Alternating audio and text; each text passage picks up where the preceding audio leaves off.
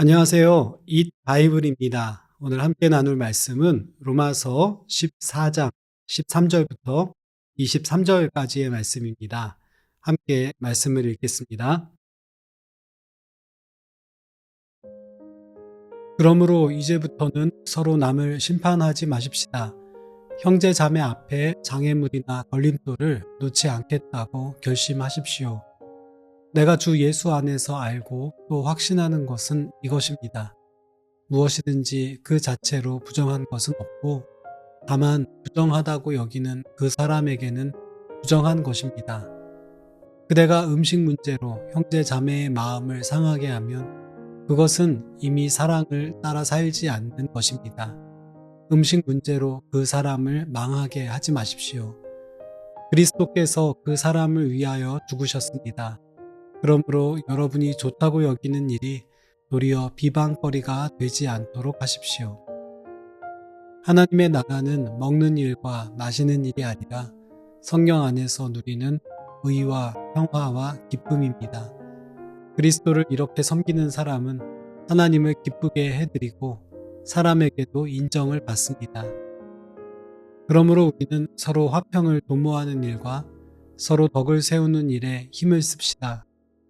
하나님이 이룩해 놓으신 것을 음식 때문에 망치는 일이 없도록 하십시오. 모든 것이 다 깨끗합니다. 그러나 어떤 것을 먹음으로써 남을 넘어지게 하면 그러한 사람에게는 그것이 해롭습니다. 고기를 먹는다든가 술을 마신다든가 그 밖에 무엇이든지 형제나 자매를 걸려 넘어지게 하는 일은 하지 않는 것이 좋습니다. 그대가 지니고 있는 신념을 하나님 앞에서 스스로 간직하십시오. 자기가 옳다고 생각하는 일을 하면서 자기를 정죄하지 않는 사람은 복이 있습니다. 의심을 하면서 먹는 사람은 이미 단죄를 받은 것입니다. 그것은 믿음에 근거해서 한 것이 아니기 때문입니다.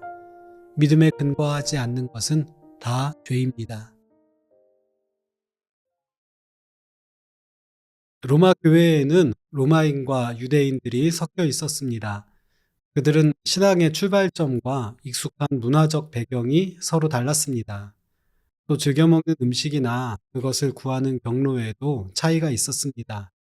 비록 한 지역 교회의 일원이었지만 세세한 문제로 들어가면 서로 오해하거나 불편한 일이 생길 때가 많았습니다. 음식은 그중 중요한 문제 중 하나였을 것입니다. 특히 주로 고기가 유통되는 경로상 신전에서 제사에 쓰였던 동물의 고기인 경우가 많았습니다. 로마인들로서는 그렇게 유통되는 고기를 구입해 먹는 것은 흔한 일이었을 것입니다. 그러나 우상 숭배에 대한 경계심이 훨씬 강했던 유대인들은 이런 방식에 거부감이 많았던 것으로 보입니다. 영양 공급을 위해 고기를 먹는 것은 필요한 일입니다. 그리고 신전에서 나온 고기를 사는 것도 경제적으로 현실적인 대안이었습니다. 그러나 음식과 관련된 종교적 금기를 갖고 있었던 이들의 시선에서는 이것이 불경한 행동으로 보여졌을 수 있습니다. 이런 긴장과 갈등이 성도들 사이에 존재했던 것입니다. 사도는 이 문제를 고민하며 전통적인 유대교의 입장에 갇히지 않은 상당히 진취적인 입장을 밝힙니다. 첫째, 무엇이든 그 자체로 부정한 것은 없습니다. 신전에서 제물로 사용되었다는 이유로 그 고기를 부정한 것으로 여길 필요는 없습니다. 둘째, 음식이나 문화의 문제로 형제나 자매를 비난하고 공격하는 일은 옳지 않습니다. 셋째, 그리스도께서 그 사람을 위해 죽으셨을 만큼 다른 어떤 것보다 사람이 소중하다는 사실을 기억해야 합니다. 그러니 본질을 벗어난 문제로 성도를 시험에 빠뜨려서는 안 되는 것입니다. 마지막으로 하나님의 나라에서 정말 중요한 것이 무엇인지 생각해야 합니다. 무엇을 먹고 마시는가와 같이 겉으로 보이는 생활 양식이 아니라 성령 안에서 의와 평화와 기쁨을 맛보는 공동체적 교제를 누리는 것이 훨씬 중요합니다. 그러므로 먹지 않는 사람은 자신의 율법적 기준만을 앞세워 먹는 사람을 비난해서는 안 됩니다. 또 먹는 사람은 이것이 상대방을 시험에 빠뜨리게 되지 않을지 잘 살펴야 하는 것입니다. 어떤 선택을 하든지 하나님 앞에서 믿음으로 결심한 것에 대해 스스로나 다른 사람을 정죄하지 않는 것이 중요합니다. 우리가 사는 현대 사회에서도 비슷한 상황과 질문은 종종 발생합니다.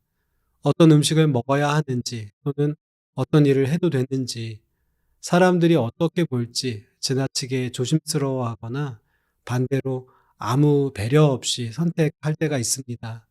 그럴 때 오늘 본문에서 말하는 주제와 사도가 알려준 판단의 기준들을 잘 되새겨 보면 좋겠습니다. 하나님 안에서 사람을 사랑하고 공동체의 덕을 세워가는 이 하루가 되기를 소원합니다.